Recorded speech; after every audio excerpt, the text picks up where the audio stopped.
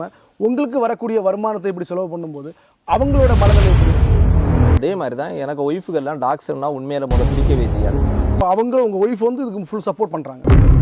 எல்லா செலவும் அவங்களுக்கு நான் தெரியப்படுத்துறது கிடையாது. சில சூழ்நிலைக்கு தக்கன சிலது உண்மையாக இருந்தாலும் கொஞ்சம் மறைச்சு தான் ஆகும்.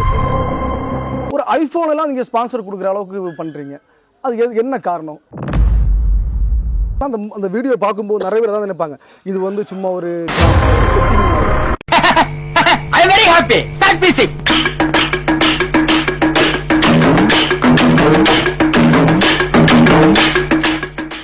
வணக்கம் நண்பா நண்பி. நம்ம நண்பா நண்பி நேர்காணலில் ஒவ்வொரு முறையும் ஒவ்வொரு பிரபலங்களை சந்திச்சுட்டு இருக்கோம். ஸோ அந்த வகையில் ஒரு ஏஜென்சியினுடைய நிறுவனர் ஒரு செல்ல பிராணிகளை அரவணைத்து அதுக்கு தனியாக ஒரு டாக் ஹாஸ்டல், ஸோ இதெல்லாம் சொந்த செலவில் செய்து கொண்டிருக்கக்கூடிய அன்ஷியா ஏஜென்சியினுடைய நிறுவனர் சாஜின் எட்வர்ட் அவர் நேர்காணல் பண்ண போகிறோம். வணக்கம் பிரதர். வணக்கம் பிரதர். உங்கள் சொந்த ஊர் பிரதர்? எனக்கு இங்கே தான் ஒற்றப்பனவில் ரீதாபுரம் தான். ரீதாபுரம். ஸோ இந்த அக்ஷயா ஏஜென்சியை எப்படி உருவாக்குறீங்க? இது என்னென்னு பார்த்தா ஒரு சின்ன ஒரு பெட்டி கடை மாதிரி ஓப்பன் பண்ணேன். அதில் என்னென்னா ரீசார்ஜ் அந்த மாதிரி ஸ்டார்ட் பண்ணிட்டு இருந்தேன். அடுத்த மேற்படியாக கொஞ்சம் கொஞ்சமாக ட்ரை பண்ணி தான் இன்னைக்கு அதை ஒரு பெரிய இதாட்டு கொண்டு வந்து வச்சுருக்கேன். எத்தனை வருஷத்துக்கு முன்னாடி இதை ஓப்பன் பண்ணீங்க? ஒரு 14 வருஷத்துக்கு முன்னாடியே ஸ்டார்ட் பண்ணேன். அன்னைக்கு வந்து அக்ஷயா மொபைல்ஸா இல்லை அக்ஷயா ஏஜென்சி தானே? அன்னைக்கு அன்சிகா மொபைல்னு தான் வச்சுருந்தேன். நேம் அன்சிகா. நம் ராஜதந்திரங்கள் அனைத்தும் வீணாகிவிட்டதே, இன்னும் பயிற்சி வேண்டுமோ? அன்சிகா மொபைல்னு தான் ஸ்டார்ட் பண்ணேன். அப்புறம் தான் ஏஜென்சியும் கூட ஸ்டார்ட் பண்ணி அதை ரன் பண்ணிட்டு இருக்கேன். டாக் ஹாஸ்டல்னு உள்ளது இது ஹாஸ்டலாட்டு இப்போ ரன் பண்ண தொடங்கி என்னன்னா ஒரு 7-8 மாதம் இருக்கும். அதுக்கு முன்னாடி வரைக்கும் பார்த்தீங்கன்னா ஒரு 3-4 வருஷத்துக்கு முன்னாடி இந்த மாதிரி அடிபட்ட டாக்ஸ் இந்த மாதிரி பட்டதை எடுத்து நான் கேர் பண்ண தொடங்கிட்டேன். ஆனால் இப்போதைக்கு என்னென்னா அது கொஞ்சம் இந்த இன்ஸ்டா சோசியல் மீடியா வழியாட்டு அதை நம்ம பண்ணுறது வெளி உலகத்துக்கு தெரிய வர தொடங்கின பிறகு நம்மகிட்ட வந்து அடாப்ஷன் நிறைய போக தொடங்குச்சு. இந்த அடாப்ஷனில் நிறைய பேர் எடுக்க தொடங்கின பிறகு மக்கள் நிறைய பேர் வர தொடங்கினாங்க. அதுக்கப்புறம் தான் வெளி உலகத்துக்கு நம்ம இப்படி ஒரு டாக் அடாப்ஷன் சென்டர் வச்சிருக்கே தெரிய வந்தது. இதுக்கான செலவெல்லாம் யார் பார்க்குறேன்? நீங்கள் தான் இதுக்கான செலவெல்லாம் நானே தான் பார்த்துட்ருக்கேன். அதுக்கான முதல் விஷயம் என்னென்னா நிறைய பேர் செலவு பண்ணுறதுக்குன்னு உள்ளே வர ரெடியாக இருந்தாங்க. ஆனால் வாரவங்க எல்லாமே மணி மோட்டிவில் இருந்த மாதிரி ஒரு ஃபீல் ஆயிருந்து எனக்கு. இதில் சிலர் என்னென்னா பிஸ்னஸுக்கு வேண்டினே இதில் உள்ளே வந்தாங்க. வரும்போது என்னன்னா உங்க கூட நாங்களும் சேர்ந்து இணைஞ்சு பண்றோம் அப்படின்னு உள்ள இதுல இருந்தாங்க. ஆனா அவங்களுக்கு இணைதல்னு உள்ளது அது ஒரு வித்தியாசமான ஃபீல் ஆயிருந்து. ஏன்னா அவங்க அதை பிசினஸா தான் பார்க்க தொடங்கினாங்க. இன்னும் கூட டாக் ஹாஸ்டலில் உள்ள ஒரு டாகை யாருக்கு கொடுக்கணும் அப்படின்னு உள்ள தீர்மானம் பண்ணுறது எப்படின்னா, எவ்வளவோ பெரிய ஆளாக இருக்கட்டும் சின்ன ஆளாக இருக்கட்டும் எந்த வீட்டில் போகும்போது அது சந்தோஷமாக இருக்குமோ அதை பேஸ் பண்ணி தான் நம்ம கொடுக்க வேண்டியிருக்கும். ஏன்னா இன்னும் சிலர் இதில் என்னென்னா பார்ட்னர்ஷிப் அப்படின்னு உள்ள சூழ்நிலையில் இதில் வந்து நிற்கும் போது என்னென்னா ரெக்கமெண்டேஷனுக்கு அங்கே ஒரு இடம் இருக்க வேண்டிய சூழ்நிலை இருக்கு. நம்ம இங்கே டாக் ஹாஸ்டலில் ரெக்கமெண்டேஷன் உள்ள வார்த்தையே இருக்கக்கூடாதுன்னு எண்ணத்தில் தான் நம்ம இதை பண்ணிகிட்டே இருக்கோம். இப்போ நிறைய பேர் என்ன பண்ணுவாங்கன்னா வீட்டில் சின்ன பிள்ளைங்க இருப்பாங்க. அப்போ நிறைய பேர் வெளியே போகும்போது அந்த டாக் எல்லாம் பார்ப்பாங்க. இப்போ இதே மாதிரி ஒரு டாக் நம்ம வீட்டில் வரணும் அப்படின்னு பிள்ளைங்க அப்பாட்ட சொல்லும்போது அப்பா என்ன பண்ணுவார், உங்களை மாதிரி டாக்ஸை பார்க்க வருவாங்க. இங்கே டாக் பார்த்துட்டு அவங்க ஒரு டாக் எடுத்துகிட்டு போகிறாங்க. ஒரு சின்ன பிள்ளைங்க வந்து ஒரு 10 நாள் அதை கொஞ்சுவாங்க. அதுக்கப்புறம் என்ன பண்ணுவாங்க, அதுக்கு மேலே ஒரு வெறுப்பு வந்துடும். அப்புறம் அதை வெளியே விடுவாங்க. இதுக்கு உங்கள்கிட்ட போகிற டாகு கரெக்டாக இருக்கா இல்லையா அப்படி நீங்கள் செக் பண்ணுறதுக்காக தனியாக ஆள் வச்சுருக்கீங்களா, இல்லை போன டாக் அப்படி தானே? அது இல்லை, ஏற்கனவே கொடுத்துருக்கோம். நீங்கள் பார்த்தீங்கன்னா நான் இங்கே நோட் எடுத்துட்டு இல்லை, நம்ம ஆஃபீஸில் நோட் இருக்குது. அந்த நோட்டில் பார்த்தீங்கன்னா என்னைக்கு எங்கிட்ட டாக்ஸ் வந்தது, என்னைக்கு வெளியில் போச்சு எல்லாமே கரெக்டாக டேட்டா வைஸ் என்ட்ரி போட்டிருக்கேன். இது கொடுத்த ஒரு 30வது நாள் என்னென்னா அவங்களுக்கு ஃபோன் பண்ணி விசாரிக்கிறோம் என்ன மாதிரி இருக்குன்னு. அப்புறம் என்னென்னா வீடியோ கால் பண்ண சொல்கிறோம். அதுக்கு அடுத்தது என்னென்னு பார்த்தீங்கன்னா திரும்பவும் 60வது நாள் இதை பண்ணுறோம். 90வது நாள் திரும்ப என்னன்னா நாங்களே போய் அங்கே விசிட் பண்ணுறோம். இப்போ நீங்கள் யோசிப்பீங்க அதர் டிஸ்ட்ரிக்டில் நீங்கள் கொடுக்குறீங்க அங்கே எல்லாம் பார்க்க முடியுமா? அந்த ஒரே காரணத்தினால தான் நம்ம டிஸ்ட்ரிக்ட் கஸ்டமர் வந்து வாங்கிட்டு போகிறத வீடியோஸ் கம்மியாக போட்டால் கூட அதர் டிஸ்ட்ரிக்ட்லேருந்து ஒவ்வொரு ஆள் கொண்டு போகும்போதும் அதை வீடியோவை போடுறது எதுக்குன்னா அங்கே நம்ம சப்ஸ்கிரைபர் நிறைய பேர் இருப்பாங்க. அவங்களே அதுக்கான நிறை குறைய நம்மகிட்ட பகிர்வாங்கன்னு உள்ளது வேண்டி தான் அதை ஒரு வீடியோவாட்டு போட்டு அதை என்னென்னா விளக்கியும். இன்னும் கூட நீங்கள் கேட்டீங்க ஒரு விஷயம் என்னென்னா வாங்கிட்டு போகிறவங்க ஏன் வெளியில் விட மாட்டாங்க அப்படின்னு ஒரு கேள்விக்குறீங்க. என்ன விஷயம் சொல்கிறோன்னா இது ஒரு 6 மாதத்துக்கு முன்ன வரைக்கும் இதில் ஒரு தெளிவு இல்லாமல் நாங்களே என்னென்னா கேட்கும்போது கொடுத்தோம். ஓரளவு தான் அதை என்ன வாட்ச் பண்ணோம். இப்போ என்னென்னா நாங்களே ஒரு பேப்பரில் அதுக்குன்னு ஒரு விண்ணப்ப படிவம் ரெடி பண்ணி அதில் சில நிபந்தனைகள் வச்சுருக்கோம். இந்த மாதிரி தான் நீங்கள் வளர்க்கணும், இந்த சூழ்நிலையில் இப்படி வளர்க்கணும். உங்களால் 15 வருஷத்துக்கு மேலே அதை வளர்க்க முடிஞ்சால் மட்டும் வளர்க்க கொண்டு போங்க. ஏன்னா அதுக்கு வாழ்நாள் குறைஞ்சது 15லேருந்து 20 வருஷம் வரைக்கும் இருக்குது. அது வரைக்கும் வளர்க்க முடிஞ்சால் பண்ணுங்க. ஏன்னா அதுக்கு சில டைமில் ஸ்கின் உதிர்தல் இருக்கலாம், சில இன்ஃபெக்ஷன்கள் சில கிளைமேட்டுக்கு வரலாம், சில டைமில் அது கேரக்டர் மாறுதுன்னா அதை மாற்றம்னா என்ன பண்ணுறது, இதெல்லாம் பார்க்கும்போது முதல்ல நாங்கள் எடுக்கும்போதே அவங்கள்ட்ட சில அறிவுரைகள் சொல்லியும் இந்த மாதிரிப்பட்ட சூழ்நிலையில் உங்களால் வளர்க்க முடியும்னா மட்டும் கொண்டு போங்க அப்படின்னு உள்ள அறிவுரைகளுக்கு மேலே தான் அதை நாங்கள் கொடுக்கவே செய்கிறோம். இப்போ நார்மலாக ஒரு வீட்டில் ஒரு டாக் வளர்த்தனா கூட அதுக்கு சாப்பாடு வைக்கணும், இல்லை கொஞ்சம் காஸ்ட்லி டாக்னா அதுக்கு சிக்கன் அந்த மாதிரி வைக்கணும். ஸோ இவ்வளோ டாக்ஸை நீங்கள் மெயின் பண்ணுறீங்க, இங்கே தனியாக ஸ்டாஃப் வச்சுருக்கீங்க. அப்போ இதுக்கான ஒரு இந்த ரேட்டு, இந்த அமௌண்ட்டு இது உங்கள் செலவுலேருந்து பண்ணுறீங்களா, இல்லை இதுக்கு ஸ்பான்சர் ஏதாவது பண்ணுறாங்களா? இதுக்குன்னு இது வரைக்கும் எந்த ஸ்பான்சருமே பண்ணல. ஆக்சுவலி என்னன்னா ட்ரஸ்ட்டுன்னு உள்ள நேமில் இது ரெஜிஸ்டர் பண்ணியிருக்கோம். ட்ரஸ்ட்டுன்னு உள்ள நேமில் ரெஜிஸ்டர் பண்ணி ஒரு 6 மாதம் தான் ஆகுது. இது கூட எதுக்கு ரெஜிஸ்டர் பண்ணோம்னா, இதுக்கு கண்டிப்பாக என்னென்னா ஒரு அப்ரூவ்டு ஒன்று வாங்கினா ஒரு ட்ரஸ்ட்டு ரெஜிஸ்டர் பண்ணால் தான் பண்ண முடியும்னு சொன்னாங்க. அதுக்கு வேண்டி தான் ரெஜிஸ்டர் பண்ணி எல்லாமே பண்ணியிருக்கோம். இப்போது அதுக்கு இதில் நீங்கள் பேமெண்ட்டுன்னு கேட்டிருந்தீங்க. ஆமாம், பேமெண்ட் யார்கிட்டண்டாது இதுக்கு வேண்டி ஸ்பான்சர் அப்படின்னு வாங்குறீங்களான்னு கேட்டால் இதுவரை யார்கிட்டையும் ₹1 நம்ம கேட்டு வாங்கலை. சிலவங்க என்னென்னா அரிசி இந்த மாதிரிப்பட்ட விஷயங்கள், மசாலா இப்படின்னு சில டைமில் இங்கே வரும்போது பார்க்க வரும்போது கொண்டு வராங்க. இன்னும் கூட சிலவங்க பிஸ்கெட் அந்த மாதிரிப்பட்ட உணவுகள் அதுக்கு கொடுக்குறாங்களே தவிர இதுக்கான மொத்த செலவும் என்னென்னா என்னோட ஓன் மணிலேருந்து தான் நான் இதுக்கு செலவு பண்ணிகிட்ருக்கேன். இது இல்லை, இப்போ நம்ம ஊரை பொறுத்த வரைக்கும் ஒரு ஹஸ்பண்டுக்கிட்ட ஒரு ஒய்ஃப் எதிர்பார்க்குறது என்னென்னா, அவர் சம்பாதிக்கிறது எல்லாமே எனக்கு கொண்டு தரணும், நம்ம பிள்ளைங்களுக்கு சேர்த்து வைக்கணும், இல்லை ஒரு சொத்து காரியங்களை, இல்லை ஒரு கார் வாங்கணும் அப்படின்னு. இப்போ நீங்கள் வந்து ஒரு டாகு இது ஒரு சம்மந்தமே இல்லாமல் உங்களுக்கு வரக்கூடிய வருமானத்தை இப்படி செலவு பண்ணும்போது அவங்களோட மனநிலை எப்படி இருக்கும்? ஒரு விஷயம் என்ன சொல்ல போனால், மனைவின்னு உள்ளவங்க இன்னொரு இடத்துலேருந்து நம்மளை நம்பி தான் வராங்க. அவங்களுக்கான முழு இதுவும் நம்ம தான் பாதுகாப்பு கொடுத்தாகணும். ஆனால் ஒரு கணவன் உள்ளவன் எந்த நிலையில் இருக்கணும்னு அவங்க எதிர்பார்க்காங்களோ அதுக்கு தக்கன நம்ம இருக்கும்போது சில விஷயங்கள் வெறுப்பாக இருந்தால் கூட அதை அவங்க விருப்பாட்டி எடுத்துக்கொள்ள வேண்டிய சூழ்நிலையில் வருது. அதே மாதிரி தான் எனக்கு ஒய்ஃபுகள்லாம் டாக்ஸ்னால் உண்மையில பிடிக்கவே செய்யாது. இன்றைக்கி அவள் கூட ஒவ்வொரு சின்ன, ஏன்னா இங்கே சில சின்ன பப்பீஸ் ஆகிருக்கு, அதுக்கு நான் பால் கொடுத்து அதை சின்ன ஸ்டேஜில் அதை கவர் பண்ண வேண்டிய சூழ்நிலையில் அதுகளை நான் தனியாக வீட்டில் கொண்டு வச்சு தான் கவனிச்சிட்டு இருக்கேன். அந்த பங்களிப்பு அவளுக்கு பங்களிப்பும் இருக்குன்னு உள்ளதை சொல்லுக்கு எனக்கே இதில் பெருமையாக இருக்குது. ஏன்னா ஆல்ரெடி அவளுக்கு இந்த விலங்குகள் இதெல்லாம் அதை தொடுறதுக்கே கொஞ்சம் அச்சப்பட்டு இருக்க சூழ்நிலையில் இன்னைக்கு அதுகளை மெயின்டைன் பண்ணுக்கு தக்கன அவ்வளோ ஒத்துக்கு இதாட்டு பண்ணிட்டு இருக்கிறது ரொம்ப பெருமையாக இருக்குது. அப்போ அவங்க உங்கள் ஒய்ஃப் வந்து இதுக்கு ஃபுல் சப்போர்ட் பண்ணுறாங்க? ஃபுல் சப்போர்ட் பண்ணிட்டு தான் இப்படி செலவு பண்ணுறது, வீண் செலவு இதெல்லாம் அவங்க சொல்ல மாட்டாங்க. 1-2 விஷயத்தில் யோசித்தா எல்லா செலவும் அவங்களுக்கு நான் தெரியப்படுத்தினது கிடையாது. சில விஷயங்கள்ல இப்போ என்னன்னா ஒரு ₹1000 செலவாகுதுன்னா ₹500 அப்படின்னு உள்ள மாதிரி தான் நம்ம அதை கொண்டு போயிட்டு இருக்கோம். அதுதான் உண்மை. ஏன்னா ஃபுல்லையும் சொல்லும் போது என்னன்னா எல்லாரும் ஏற்றுக்கொள்வாங்களான்னு உள்ளது நமக்கு தெரியாது. அதனால சில இடங்கள்ல அப்படிதான் சொல்லியிருக்கேன். சில விஷயங்களை வந்து மறைக்கிறீங்க, சில விஷயங்களை ஓப்பனாக சொல்றீங்க. சில சூழ்நிலைக்கு தக்கன சிலது உண்மையா இருந்தாலும் கொஞ்சம் மறைச்சு தான் ஆக வேண்டிய சூழ்நிலையில தான் இருக்கு. உங்க கடையில் வந்து நிறைய வந்து கிவ்அவே கொடுக்குறீங்க. அப்போ என்ன பண்ணுவாங்கன்னா, ஒரு மொபைல் கடை பொதுவாக வந்து எல்லாருமே ஒரு பிஸ்னஸ் எது பண்ணுறாங்கன்னா லாபம் சம்பாதிக்கிறது. ஆமாம். அப்போ அந்த லாபத்தில் நீங்கள் என்ன பண்ணுறீங்கன்னா நிறைய கிவ்அவே கொடுக்குறீங்க. இப்போ ஃபார் எக்ஸாம்பிள் என்னென்னா ஒரு ஹெட்ஃபோன் கொடுக்கலாம், இல்லை ஒரு சின்ன ஒரு மொபைலோட அந்த பேக் கவரு, இல்லை ஒரு பவுச் கொடுக்கலாம். ஒரு ஐஃபோனெல்லாம் நீங்கள் ஸ்பான்சர் கொடுக்குற அளவுக்கு பண்ணுறீங்க. அது என்ன காரணம்? ஆக்சுவலி என்ன விஷயம்னா, இப்போ ஒரு 2 மொபைல் வித்தாச்சுன்னா ஒரு மொபைலில் ₹500 வச்சு கொடுக்குற கம்பெனி ஒரு குறிப்பிட்ட 30 நாளைக்குள்ள நீங்கள் 50 ஃபோன் வித்தாச்சுன்னா ஒரு ஃபோனுக்கு ₹1000 கொடுக்கறதுக்கு தயாராக இருக்கிறாங்க. அப்போ எனக்கு என்னென்னா, இப்போ ஒரு 50 ஃபோன் விற்கிறேன், இங்கே ஒரு ஃபோனுக்கு ₹500 வச்சு கிடைக்கும் போது எவ்வளோ வருது? ₹25,000 வருதுன்னா இந்த சூழ்நிலையில் அதை விட கூடுதலாக நான் பண்ணும்போது ₹50,000 வருது. ப்ளஸ் எக்ஸ்ட்ரா வாட்டி ₹25,000 அதில் வருது. எதுக்கு அந்த ₹25,000? எனக்கு கஸ்டமர் என்ன நம்பி வந்தனால தானே கிடைக்குது. அந்த ப்ராஃபிட்டை நான் அவங்களுக்கே கொடுக்கணும்னு நினைச்சு தான் அந்த இதை பண்ணிட்டு இருக்கேன். இல்லை, ஆரம்பத்தில் உங்ககிட்ட நீங்கள் பட்டி கடையாக ஆரம்பிச்சுன்னு சொன்னீங்க. அந்த டைமில் உங்கள்ட்ட எத்தனை ஸ்டாஃப் இருந்தாங்க, இப்போ எத்தனை ஸ்டாஃப் இருக்காங்க? அன்னைக்கு நான் ஒத்தைக்கு தான் இருந்தேன். என்னைக்கு 12 ஸ்டாஃப் என் கூட ரன் பண்ணிட்டு இருக்காங்க. இது வந்து மொபைல்ஸில். இங்கே டாக் ஹாஸ்டலில் ஆக்சுவலி டாக் ஹாஸ்டலுக்குன்னு நான் தனியாக யாரையுமே இது பண்ணல. அங்கே உள்ள ஸ்டாஃபை வச்சு தான் இங்கே என்னன்னா அவங்க வாலண்டியர்ஸ் ஆட்டு என் கூடவே இதில் ரன் பண்ணிட்டு இருக்காங்க. இப்போ லாஸ்ட்டாக வந்து ஒரு வீடியோ உங்கள் இன்ஸ்டாவில் பார்த்தேன். ஒரு பையன் வந்து கடைக்கு போயிட்டு போகிறான், ஒரு ₹10 மிஸ் பண்ணுறான். நீங்கள் அதை எடுத்து அவனை இது பண்ணி கொடுக்குறீங்க. இதே மாதிரி சின்ன வயசில் நிறைய பேர் மிஸ் பண்ணியிருப்போம், வீட்டில் போய் அடி வாங்குவோங்க. இந்த மாதிரியான அனுபவங்கள் உங்களுக்கு இருக்கா? அதை வேற ஞாபகப்படுத்திட்டீங்க. நெஞ்சமெல்லாம் பொண்ணா இருக்கு தம்பி, மறக்க முடியல. ஏன்னா சின்ன வயசுல இது மாதிரி இல்லை, இதோட மிச்சமாக எல்லா அனுபவங்களை அனுபவிச்சிருக்கோம். அம்மா சூடு வச்சது கொண்டு நிறைய அனுபவங்கள் இதில் எல்லாம் நம்ம அனுபவிச்சிருக்கோம். அப்படின்னா என்னன்னா, அந்த சின்ன பையனோட ஒரு விஷயங்களை நமக்கு அந்த இடத்துல உணர முடிஞ்சு. அப்போ கூட சிலவங்க கேட்டாங்க, இது நீங்கள் வேணும்னு பண்ண ஃபுட்டேஜ் அப்படின்னு கூட எங்கிட்ட கேட்டாங்க 2 பேர் ஃபோன் பண்ணி. உண்மையில என்னன்னா, நானும் என்னோட ஃப்ரெண்டை மட்டும் பைக்கில் போயிட்டு இருக்கேன். அவரோட கண்ணில் தான் அது படுது, அந்த பையனுக்கு கையிலண்டு ஏதோ விழுதுன்னு. உடனே பைக்கை நேராக அந்த இடத்துல போய் பார்க்கும்போது என்னன்னா, உண்மையிலே ₹10 விழுந்திருக்கு. அடுத்ததான் அந்த பையனை தேடி போய் கொடுக்கும்போது அவனோட முகத்தில் அப்படி ஒரு சந்தோஷத்தை பார்க்கும்போது நமக்கு அது ரொம்ப ஹாப்பியாக தான் இருக்குது. அந்த வீடியோ பார்க்கும்போது நிறைய பேர் தான் நினைப்பாங்க, இது வந்து சும்மா ஒரு ட்ராமா, ஒரு செட்டிங் மாதிரி. ஆனால் நீங்கள் அதை கொடுக்கும்போது அந்த ஒரு மனசு இருக்குல்ல, அந்த பையன் அந்த ₹10 சின்ன அமௌண்ட் தான். அதை கொடுக்கும்போது நீங்கள் சிரிச்சது, நீங்கள் முதல்ல அதட்டினீங்க, அதுக்கப்புறம் அந்த பையன் பயந்தான், அதுக்கப்புறம் அதை 10 ரூபாய் கொடுக்குறீங்க, அவன் சிரிச்சுட்டு வாங்கிட்டு போகிறான் பார்த்தீங்களா.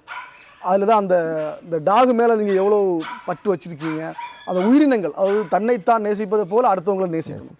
ஸோ அது வந்து மேக்சிமம் நான் பார்த்த வகையில் இந்த மனிதர்கள் மீதும் இந்த செல்ல பிராணிகள் மீதும் உங்கள்கிட்ட அந்த அதிகமாகவே இருக்குது.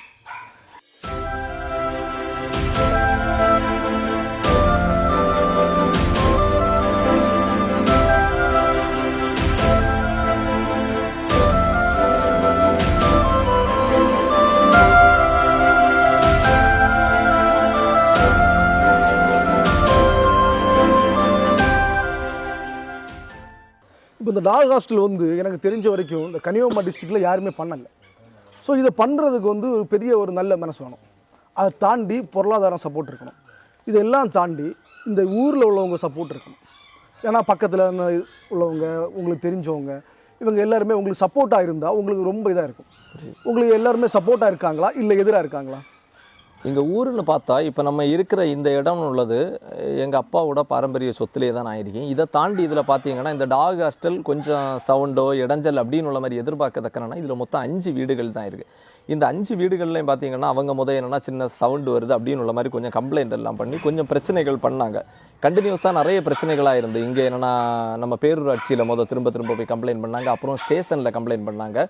அந்த மாதிரி டெய்லி கம்ப்ளைண்ட் பண்ணும்போது ஒரு லெவலுக்கு மேலே நம்மளால் அதை கடந்து போக முடியலை. ஏன்னா எனக்கு இங்கே என்னென்னா 12 பேர் கடையில் இருக்காங்க. அவங்களே எனக்கு ரன் பண்ணணும், இதையும் ரன் பண்ணணும். எனக்கு அப்போ என்னன்னா ஒரு ஸ்டேஷனில் என்னென்னா இன்றைக்கி 5 மணிக்கு வாங்கன்னு சொல்லுவாங்க. அந்த 5 மணிக்கு தான் இங்கே டாக் ஹாஸ்டலில் உள்ள சில இதுகள் எல்லாம் இருக்கேன். ஏன்னா அந்த விசிட்டிங் டைம் அப்படின்னு வச்சுருக்கேன்.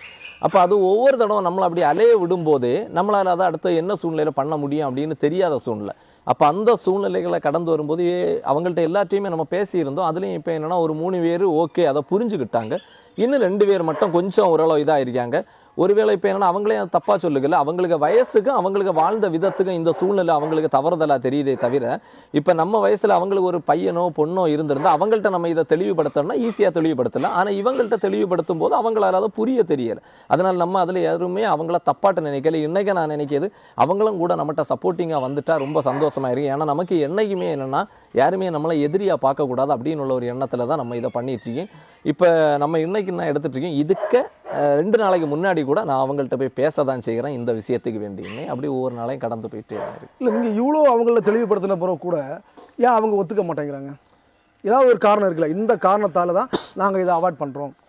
அதாவது மனுஷன் மட்டும் உலகத்தில் ஒரு வித்தியாசமான விதம். அது எப்படின்னு பார்த்தீங்கன்னா ஒரு ரைஸ் மில் உங்கள் லேண்டுக்கு பக்கத்தில் வருதுன்னா உங்கள் இடம் தாண்டி இருக்குது, அதில் ஃபுல்லாக சத்தம் வந்துட்டே தான் இருக்கும், உங்களால் அதை தாங்க முடியாது. இது நீங்களே அந்த ரைஸ் மில்லை வைக்கிறீங்கன்னு சொல்லும் போதுனா உங்களால் அதை என்னன்னா அட்ஜஸ்ட் பண்ண முடியுது. ஏன்னா உங்களுக்கு அங்கே இன்கம் வருது. இப்படி மனுஷன் என்னன்னா அது வலியாக இருந்தால் கூட தனக்கு ப்ராஃபிட் இருக்குன்னா அதை ஏற்றுக்கொள்ளும் தன்மையில் இருக்காங்க. அதே சூழ்நிலையில் தான் இங்கே என்னன்னா இவங்க என்ன கணக்குன்னா ஃபஸ்ட்டில் சவுண்டு நான் கூட சொல்கிறேன் உண்மையில் சத்தம் இருக்க தான் செய்யுது, நான் அது இல்லைன்னு சொல்லலை.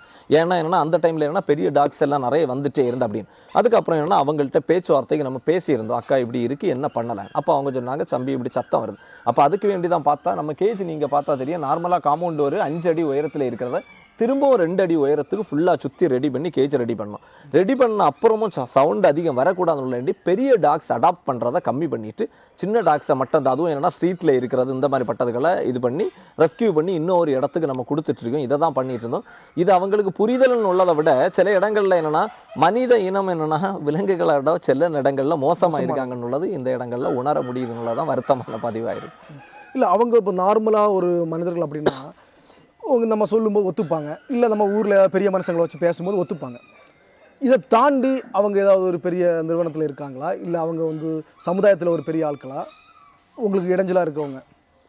சமுதாயத்தில் பெரிய ஆட்கள்னு உள்ள போது இன்றைக்கி என்னென்னா சமுதாயத்தில் பெரிய ஆளுன்னு சொல்லியது அரசியல்வாதி ஒன்று, இன்னொன்று என்னென்னா இது என்ன அது சொல்லணும் கவர்மெண்ட் அந்த பவர் வச்சு ரன் பண்ணுறவங்க. இந்த மாதிரி ஏதோ ஒரு இதை வச்சு தான் அவங்க பண்ணிட்டு இருக்காங்க. நமக்கு தெரியுது அந்த பவர் அவங்கள்ட்ட நிறைய இருக்கனால அதை என்னென்னா மிஸ்யூஸ் பண்ணுறாங்கன்னு உள்ளதான் உண்மையான தன்மையும் கூட இருக்குது. ஏன்னா என்ன 2-3 இடத்துல அலைய விடும்போது என்னால் அதை கண்டிப்பாக உணர முடிஞ்சது. என்னாலும் கூட எனக்கு அதில் ஒரே ஒரு வருத்தம் என்னென்னா அந்த மிஸ்யூஸ் பண்ண இடத்துல கூட 10 பேர் இருக்கும்போது இந்த 10 பேரில் ஒரு ஆளுக்கு கூட மனசாட்சி இல்லாமலா இருந்துன்னு உள்ளதை யோசிக்கும் போது மிகவும் வருத்தம். தோட்டமாயிருது. அப்போ வந்து ஒரு அரசு அதிகாரிகள் ப்ளஸ் வந்து அரசியல்வாதிகள் இவங்களோட சப்போர்ட் இருக்கனால தான் உங்களை அவங்க இவ்வளோ டார்ச்சர் பண்ணுறாங்க. ஆமாம், அதே இதுதான் பண்ணிட்டு இருக்காங்க. நான் இது எல்லாரையும் சொல்ல வரல. ஏன்னா ஒரு இப்போ கன்னியாகுமரி டிஸ்ட்ரிக்ட்னு பார்த்தா இதில் என்னென்னா அரசியல் செய்யறதுக்கு நிறைய பேர் இருக்காங்க.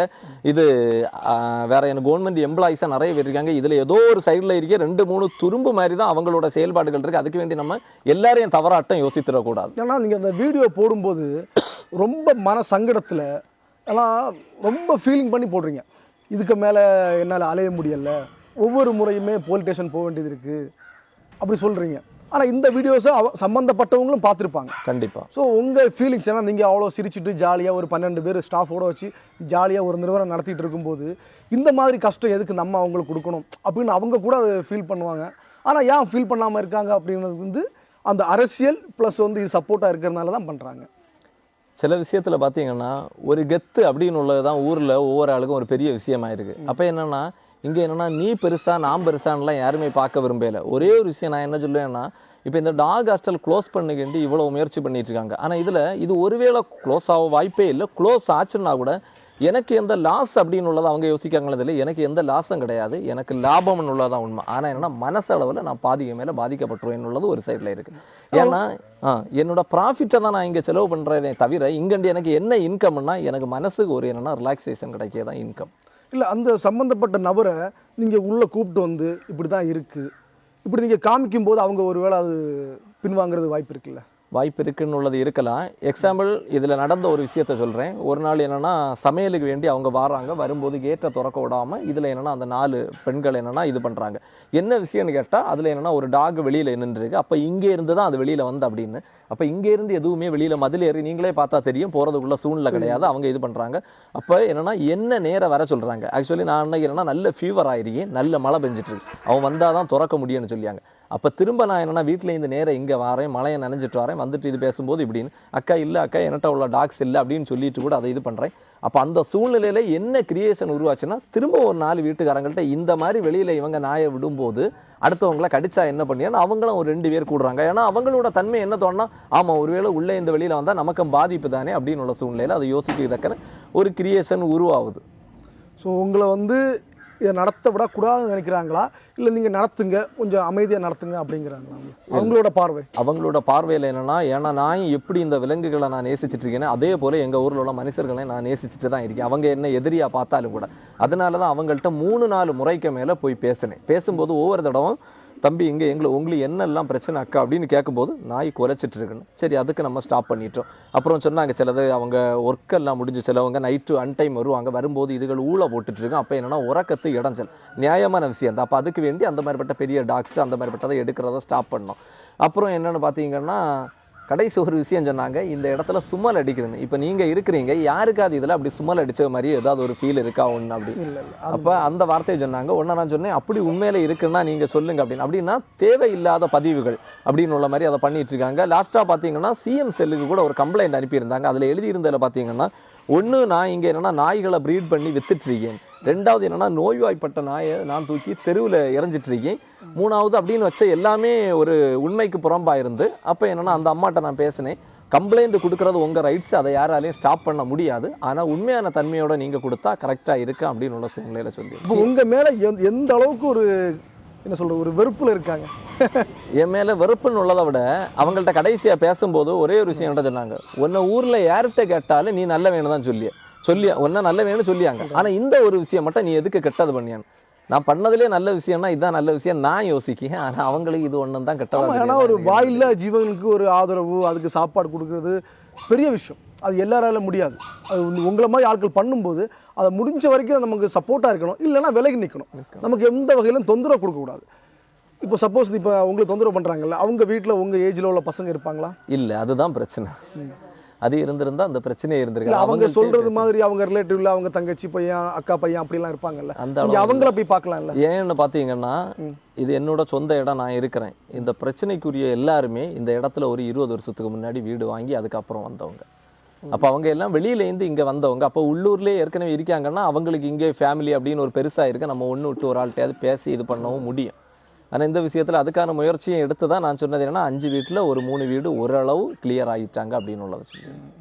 அவங்க இப்போ சப்போர்ட் ஆகிறாங்க, அவங்க ஓகே தான். சப்போர்ட்னு உள்ளதை விட ஒரு ஊரில் உள்ள இதில் வரும்போதுன்னா நாங்கள் அங்கேயும் இல்லை இங்கேயும் இல்லை, நாங்கள் அப்படியே ஒதுங்கிடுவோம் அப்படின்னு உள்ள கான்செப்டில் அவங்க இது பண்ணுறாங்க. சரி சரி. அப்போ கூடிய சீக்கிரம் அவங்களும் அது மாதிரி பண்ணுவாங்க. அவங்கள மாறணும்னு தான் நம்ம கடவுள்கிட்ட. இப்போ வந்து உங்கள் அன்ஷிகா மொபைல்ஸ் இப்போ அதனுடைய விரிவாக்கம் அடுத்த லெவல் வந்து இப்போ குளச்சல், கரிங்கல் அடுத்தது பிரான்ச்சஸ் வருமா? இந்த டாக் ஹாஸ்டல் நான் தொடங்குறதுக்கு முன்னாடி அந்த எண்ணங்கள் எல்லாம் இருந்து, ஆக்சுவலி இந்த டாக் ஹாஸ்டல் திறந்த அப்புறம் எனக்கு ஏஜென்சியில் ஒரு கிளையை ஸ்டாப் பண்ண தான் செஞ்சுருக்கேன். ஏன்னா என்னால் இதையும் ரன் பண்ணி அதையும் ரன் பண்ணுறதுக்கு ரொம்ப சிக்கலாக இருந்துட்டு இருந்து. அப்போ அதுக்கு வேண்டி தான் நீங்களே பார்த்தா தெரியும், அந்த மொபைலுக்கு அடுத்ததாக இருந்தது ஹோம் அப்ளையன்ஸ் கடை இருந்து. அந்த கடையில் இப்போ பார்த்தீங்கன்னா மொத்த பொருளையும் மாற்றிட்டு டாக்ஸுக்கான அந்த செயின் ஆயிருக்கட்டு வேறு சின்ன சின்ன அக்சசரிஸ் மட்டும்தான் வச்சுருக்கேன். அதுவும் என்னென்னா லாபத்துக்கு வேண்டிய நான் வைக்கையில் இங்கே வந்துட்டே நிறைய பேர் என்னன்னா சின்ன 2 கேட் இருக்குது, அதை எடுத்துகிட்டு கையில் கொண்டு போவாங்க. அப்போ அதுக்கு என்னென்னா சின்ன கேஜ் அந்த மாதிரி பட்டதுகள் இருக்கணும் உள்ள எண்ணத்துக்கு வேண்டி தான் அது வச்சிருக்கேன். ஆல்ரெடி இன்னொரு கடையை நான் க்ளோஸ் பண்ணிட்டேன். ஏன்னா 2 மட்டும் என்ன மெயின்டைன் பண்ணால் டைம் தெரியாது. இருந்துச்சு ஏற்கனவே உள்ள இதுவா ஏற்கனவே உள்ள இதுன்னா முன்னாடி கடையா இதே கடைக்கு மாடியில் தான் வச்சு ரன் பண்ணிட்டு இருந்தேன். அதை க்ளோஸ் பண்ணிட்டு இந்த கடையிலையும் இருந்த பொருள் அவ்வளோத்தையும் ஸ்டாப் பண்ணிட்டு தான் இப்போ அதை என்னென்னா இதுக்கான ஒரு சின்ன கொஞ்சம் பொருளை வச்சு ஒரு பெட்டி கடை அளவில் தான் இந்த கடையை நான் இப்போ ரன் பண்ணிட்டு இருக்கேன்.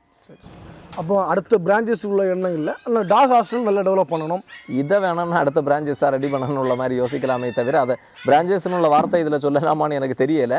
அப்படின்னா இதை இன்னும் விரிவாக்கத்தோட இன்னொரு இடத்துல கூட இடம் கிடச்சா ரெடி பண்ணணும் அப்படின்னு உள்ள எண்ணம் உண்டே தவிர கடை இடத்துல விழுவு கொண்டு போகணும்னு எனக்கு எண்ணம் கிடையாது. அப்போ இந்த டாக் மேலே உள்ள பாசம்னா இவ்வளோ நீங்கள் ஒரு வருமானம் வரக்கூடிய தொழிலை கூட அப்படியே நிப்பாட்டி வச்சுட்டு இது மீது வந்து அதிக கவனம் செலுத்துறீங்க. இதுக்கு காரணம் என்ன? இது ஏதாவது ஒரு பின்னணி இருக்கும்ல? பின்னணின்னு சொல்ல போனால் எல்லாரையும் போல் நானும் கொஞ்சம் சுயநலவாதியாக தான் இருந்திருக்கேன். எப்படின்னு பார்த்தா நீங்களாக இருக்கட்டும் ஒரு 1000 ரூபா ஒரு ஆளுக்கு கொடுத்தீங்கன்னா கூட அவர் அதை உதாசீனப்படுத்தி செலவு பண்ணும்போதோ இல்லை உங்களை ஏதாவது ஒரு இடத்துல இது பண்ணும்போதோ உங்களுக்கு கொஞ்சம் வெறுப்பு வரதான் செய்யும். அப்போ மனுஷன்கிட்ட என்னென்னா நம்ம கொடுத்ததை கண்டிப்பாக ஏதோ ஒரு விஷயத்தில் எதிர்பார்க்க தான் செய்யும் எந்த மனுஷனாக இருந்தாலும். ஆனால் அவங்கள்ட்ட அந்த எதிர்பார்ப்பு கிடைக்குமான்னு தெரியலை. அதே கேட்டகரி தான் நான். மனுஷனுக்கு கொடுத்தா அது திரும்ப நமக்கு கிடைக்கல, இந்த விலங்குகளுக்கு கொடுத்தா அது அன்பாட்டாது நமக்கு கிடைச்சிட்ருக்கு. இந்த ஒரு விஷயந்தான் எனக்கு அதுக்கு மேலே உள்ள பாசமாக. இல்லை பொதுவாக சொல்லுவாங்க நாய் வந்து நன்றி உள்ள மிருகம் அப்படின்னு சொல்லுவாங்க. கண்டிப்பாக.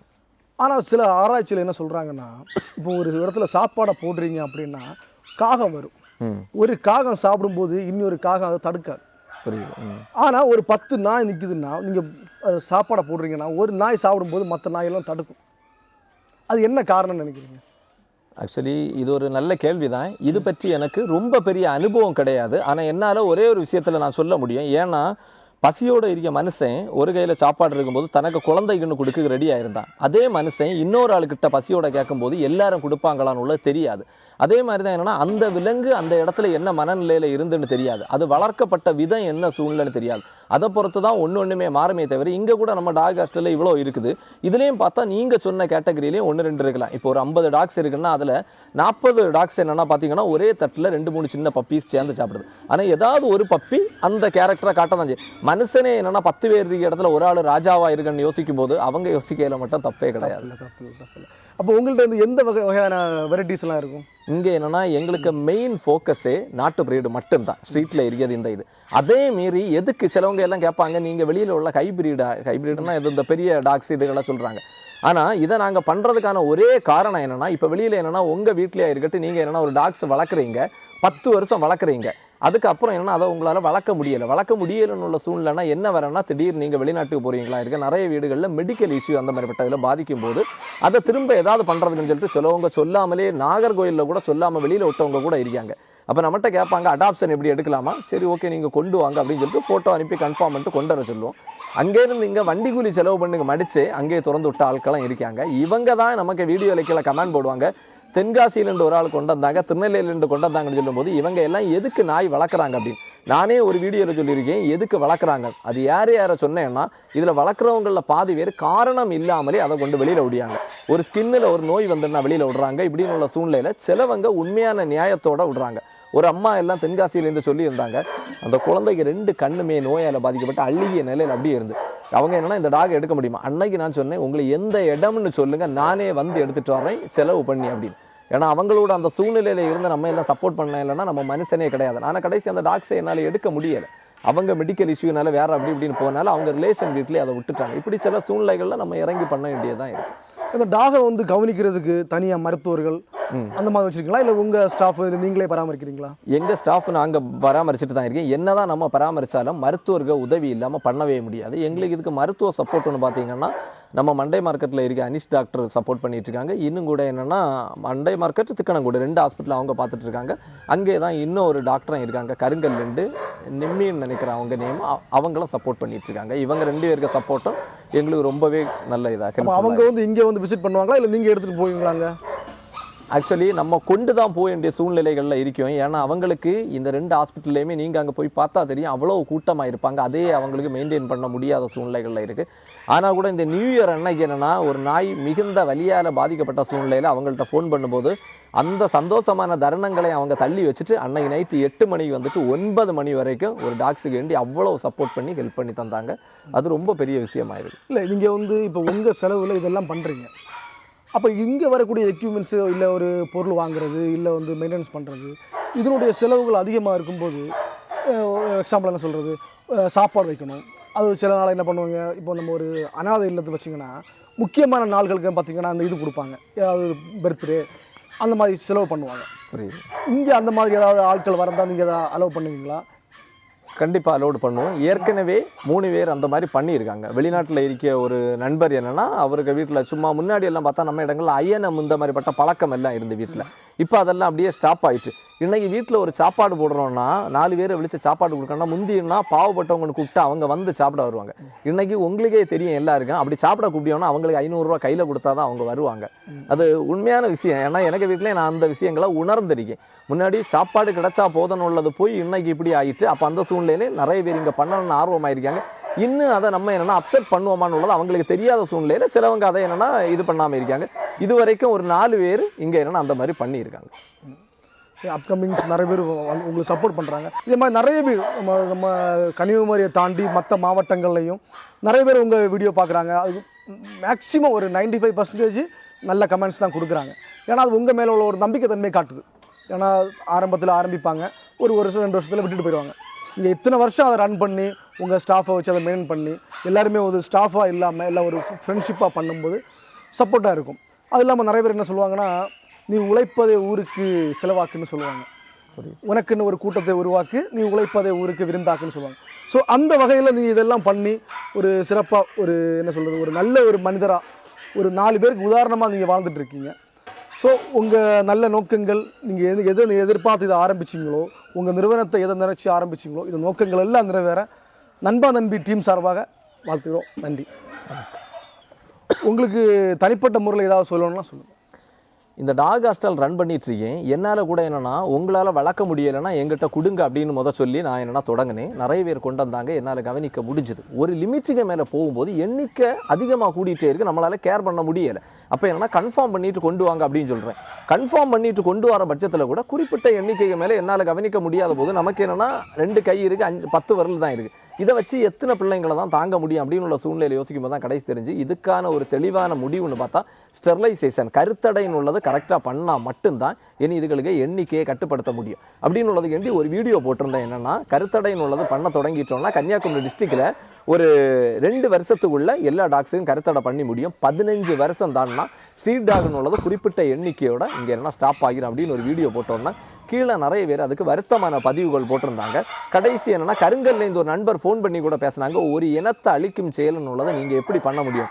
ஆனால் எல்லாருக்கும் ஒரே ஒரு விஷயத்த சொல்லியும் ஒரு விளம்பரம் ஒரு விஷயத்த பேசும்போது நம்ம பார்வையில் படுறது என்னன்னா எப்படி இவன் அழிச்சிருவான், ஏன் இப்படி பண்ணுறான் அப்படின்னு உள்ளது மட்டும்தான் தெரியுதே தவிர ஒவ்வொரு நாளும் ஒவ்வொரு மணி நேரமும் அது அனுபவிச்சிய வலியும் ஒவ்வொரு ஆள் இங்கே கொண்டு வரது, தாய் அங்கே குட்டி போட்டுட்டு இருக்கு, அதுக்கப்புறம் பார்த்தா அன்னைக்கே என்னன்னா வீட்டில் உள்ளவங்க குட்டி போட்டால் கூட குட்டியை கொண்டு குப்பையில் போடுறோம். இந்த மாதிரிப்பட்ட சூழ்நிலையில் அழுகிய நிலையில் இதுகளை பார்க்குறது, இந்த சூழ்நிலையில் பாக்கிய ஒவ்வொரு ஆளுக்கும் தான் தெரியும் அதுக்கு அடுத்த கட்டத்துக்கு என்ன பண்ண முடியும். அந்த சூழ்நிலையில் தான் நான் இந்த முடிவு எடுத்தேன்.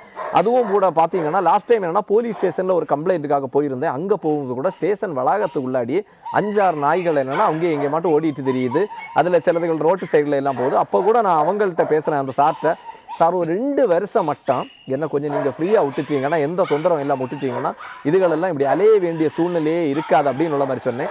இன்னும் என்னன்னா, இந்த வீடியோ எவ்வளோ பேர் பார்த்துட்டு இருப்பீங்கன்னு தெரியல. நான் எல்லா இதுக்கும் என்னன்னா, இதுக்கான தெளிவான முடிவுகளும் இதுவும் பண்ணணும்னு நினச்சா நம்ம முதலமைச்சர் நினைச்சாச்சுன்னா இதுக்கான தெளிவுகள் பண்ண முடியும். ஏன்னா ஒரு காடுன்னு இருக்குன்னா அந்த விலங்குகள் அங்கே வாழுதுன்னா அதுக்கான உணவுகள் அதுக்கான ஏற்பாடுகளும் ஏதாவது ஒரு வழிகளில் பண்ணி கொடுக்கும்போது இவ்வளோ ஸ்ட்ரீட் டாக் இருக்கிறதுக்குன்னு தனியாக ஒரு இடத்த ரெடி பண்ணி அவங்க ரெடி பண்ணால் அவ்வளோ ஸ்ட்ரீட் டாகை அங்கேயே நம்ம கொண்டு விட்டாச்சுன்னா, அதுவும் கருத்தடை பண்ணி கொண்டு விட்டாச்சுன்னா அங்கே உணவுகளுக்கு வழியை மட்டும் இன்னொரு ஆள் பார்த்துட்டு மருத்துவத்துக்குன்னு தனி ஆட்களை வச்சு அதை என்னென்னா அழகாட்டு பாதுகாக்க முடியணுள்ளதான் என்னோட ஒரே கேள்வி. கண்டிப்பாக என்னென்னா இங்கே ரோட்லேயே அங்கேயும் இங்கேயும் அடிபடுறதுக்கு ஒரு பாதுகாப்பு கொடுக்கணும்னா இனி என்னென்னா முதலமைச்சர் நினச்சா நடக்கும்.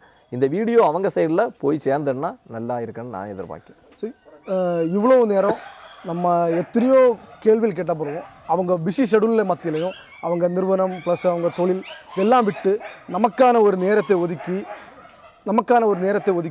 அவங்க மனக்குமுறல் இதை எதுக்காக ஆரம்பித்தாங்க, எந்த ஒரு லாபம் இல்லாமல் ஆரம்பித்து ஸோ அவங்க சொந்த பணத்தில் இதை செலவு பண்ணுறாங்க. ஸோ இதை எதுக்குறவங்க கொஞ்சம் உங்களை நீங்கள் யோசிச்சு பாருங்கள். நம்மளால் செய்ய முடியாததை இன்னொருவர்கள் பண்ணும்போது நம்ம அதை பாராட்டணுமே தவிர அதை எதிராக நிற்கக்கூடாது. ஸோ நிறைய பேர் என்ன சொல்லுவாங்கன்னா, என்னால் முடியலை, நீங்கள் பண்ணுறீங்க, தைரியமாக பண்ணுங்க அப்படின்னு சொல்லுவாங்க. ஸோ அந்த வகையில் இதை எதுக்குறவங்க கூட அவங்களுக்கு சப்போர்ட்டாக நானும் உங்களுக்கு சப்போர்ட் பண்ணுறேன் அப்படின்னு அந்த சப்போர்ட்டாக வரணும். ஸோ நண்பா நண்பி சார்பாக உங்களுக்கு ஒரு வேண்டுகோளை வைக்கிறோம். நன்றி.